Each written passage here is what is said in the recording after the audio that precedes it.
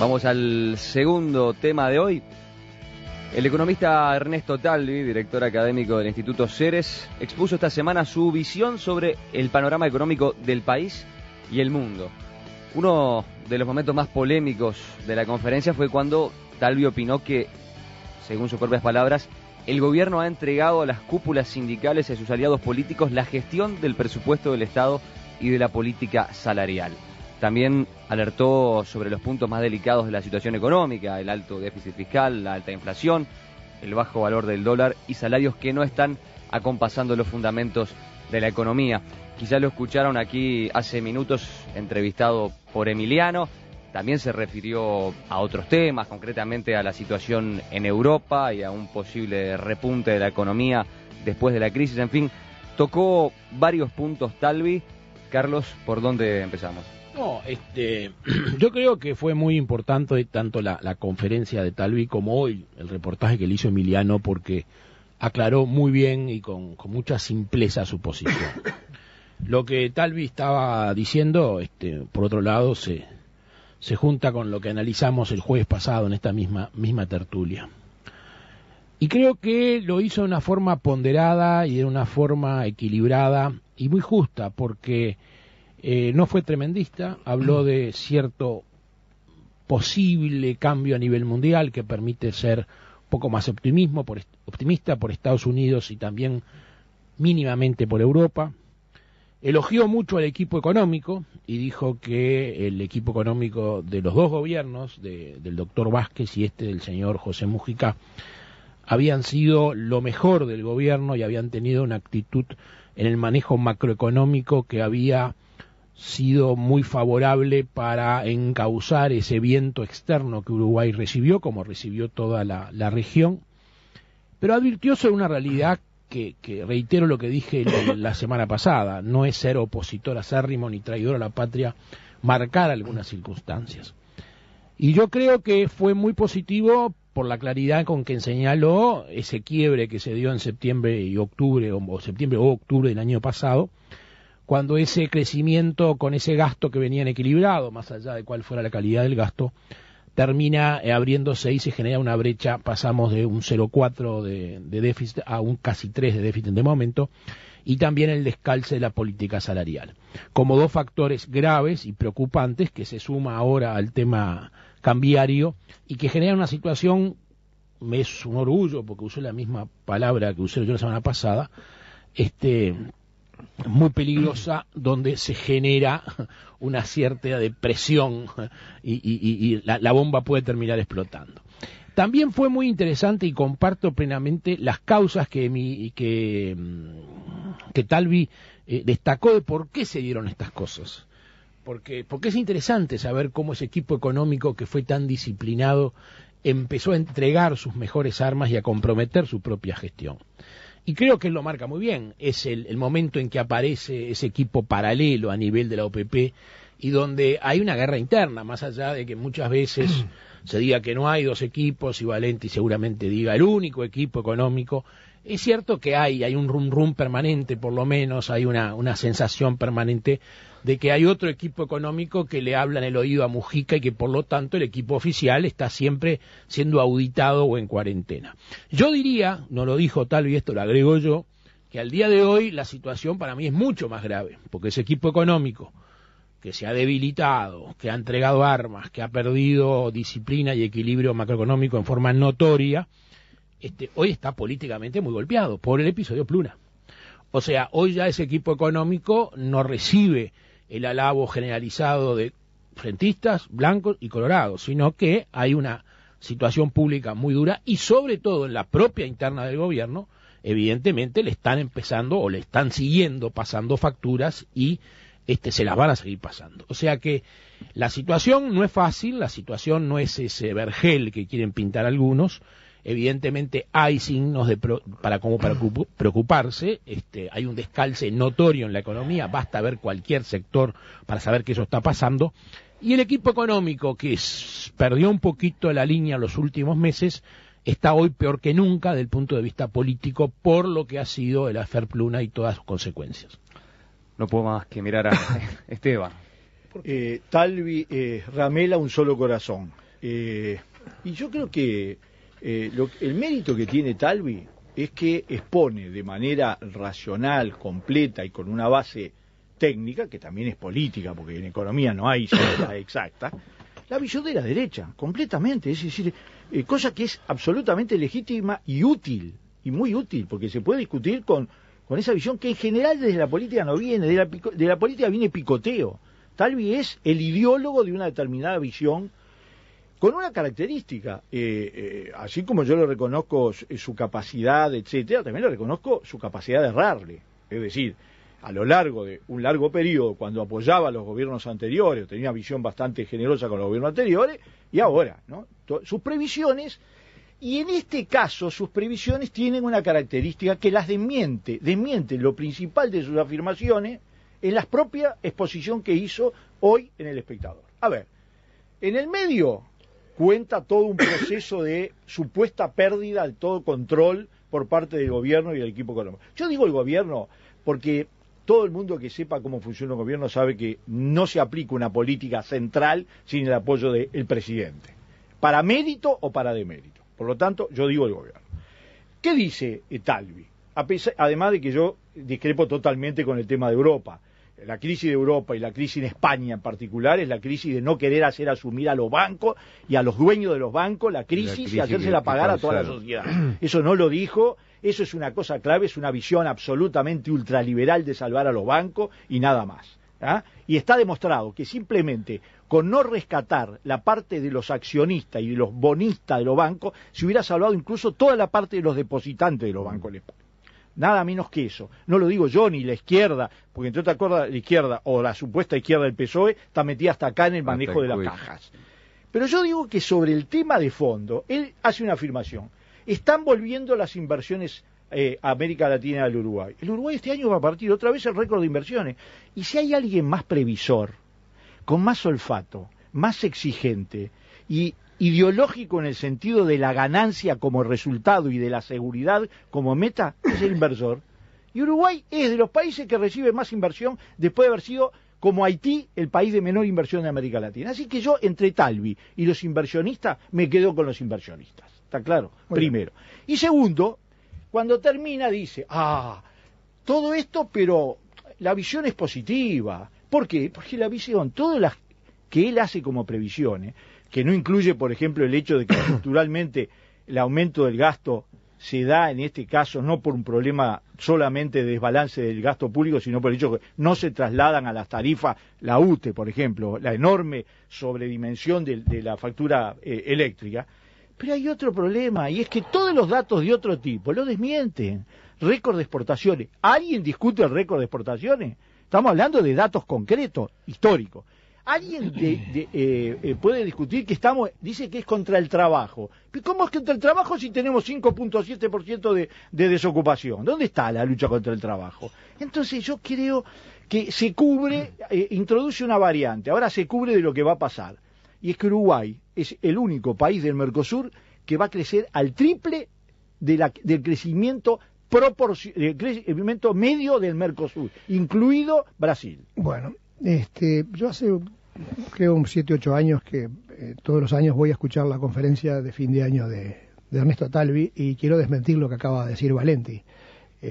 Fue muy crítico en ocasiones anteriores con otros gobiernos, con gobiernos de partidos tradicionales, muy crítico. Basta y esto es muy fácil, podés ir a la web de Ceres y vas a encontrar críticas duras, penetrantes sobre la gestión de la política, especialmente en los términos de inversión en infraestructura, en manejo general de la política económica. O sea que no es cierto que Talvi haya sido siempre el abogado de lo que tú llamas la derecha y que yo digo, estas categorías de derecha e izquierda siempre sirven para enmascarar otras cosas. Pero dejémoslo ahí.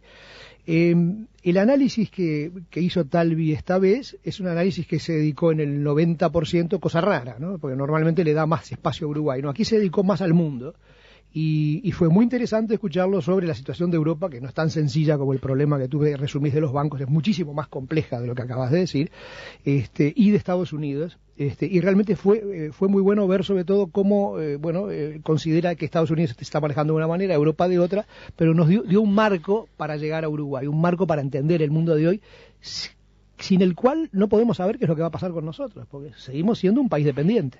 todo esto que dice Esteban está muy lindo, pero somos un país dependiente, necesitamos del mundo. Prácticamente ya no hay países que puedan soñar con la autarquía, sí, algunos, los más grandes, pero nosotros siempre somos dependientes y lo seguimos siendo. Entonces el mundo nos importa mucho. Entonces el análisis de Talvi hay que verlo en ese contexto internacional, que él lo miró muy bien, con una enorme claridad, y yo invito a entrar en la web y mirar y repasar las cosas que ha dicho.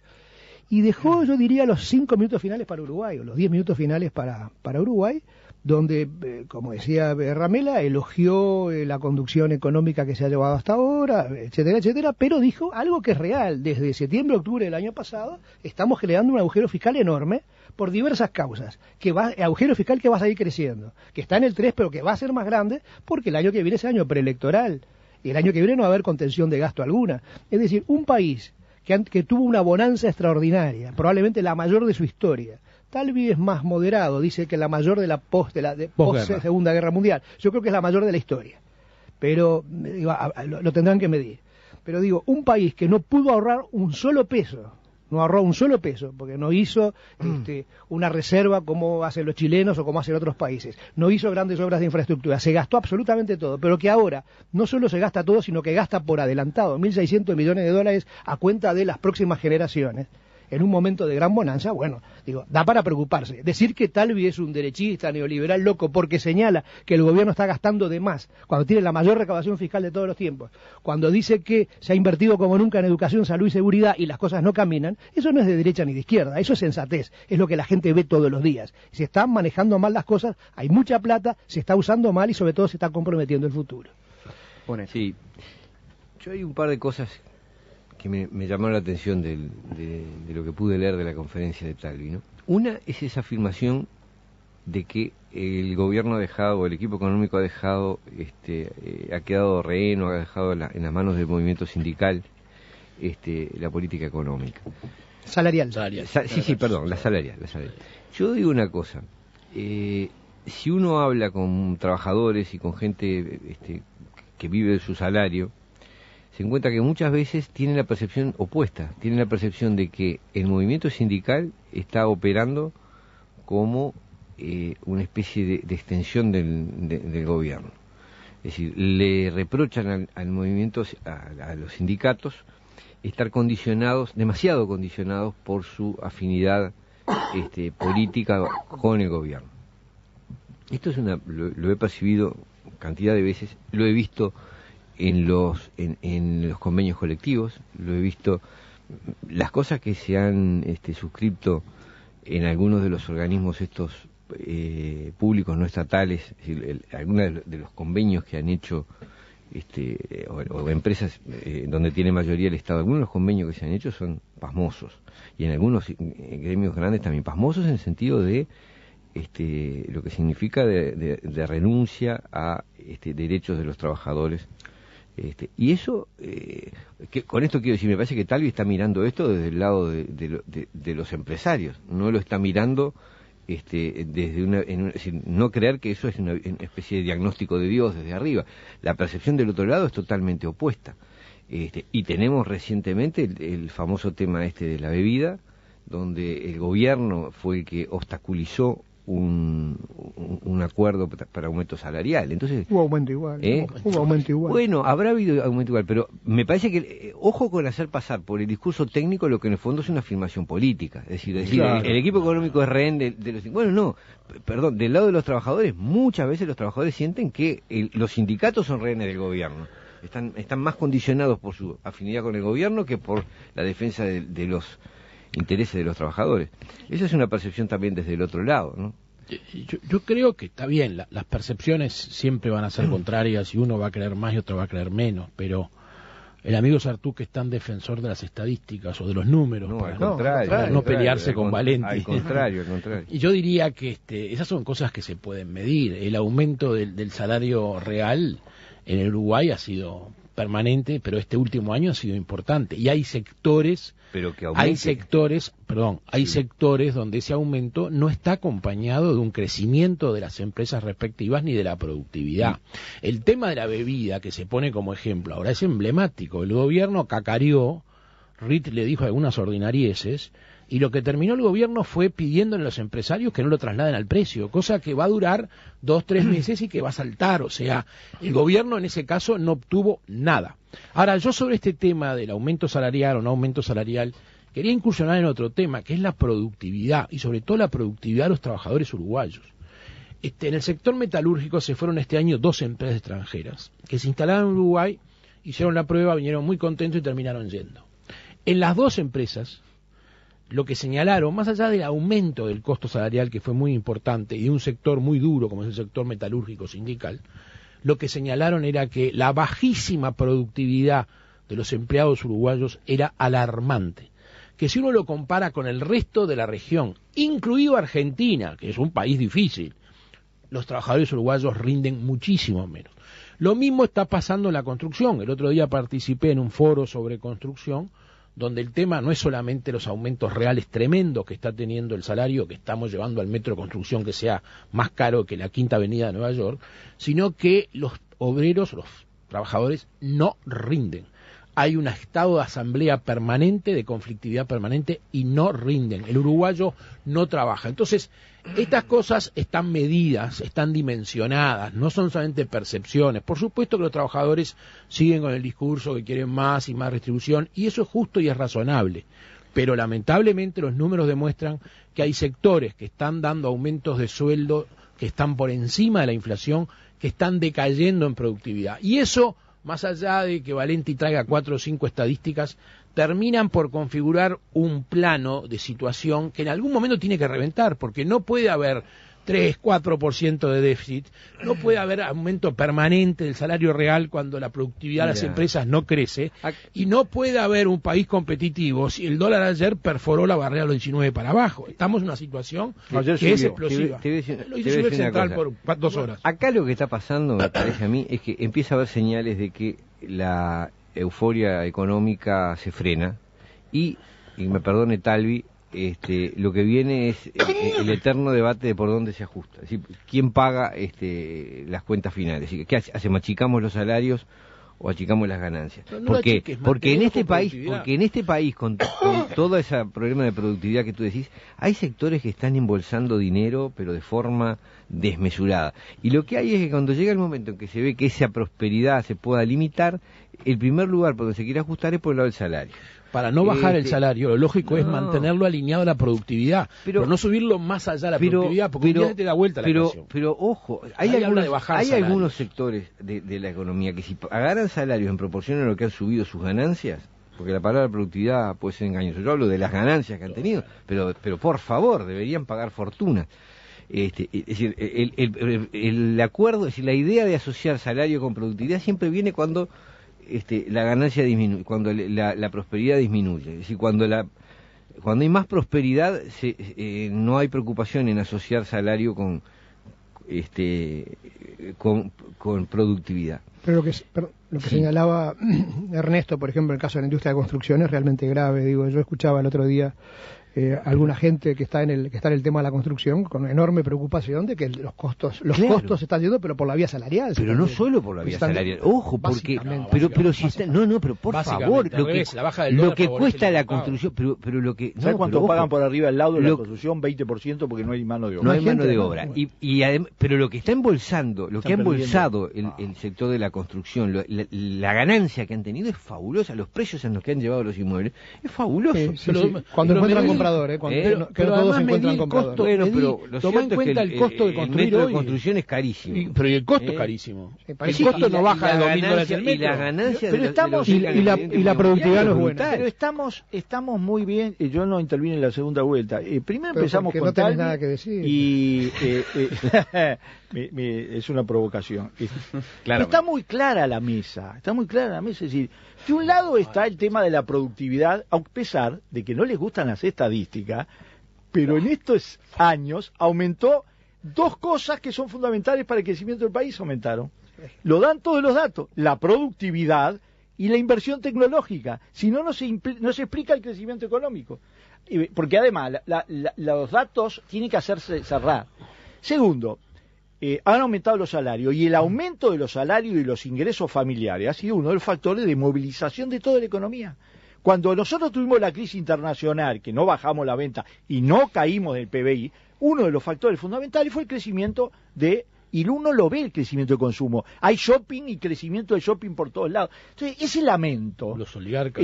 ¿Quién gana más en este país? En este país todavía, digo con dolor de izquierda, todavía los que se han llevado un pedazo de la torta monstruoso son los sectores de arriba.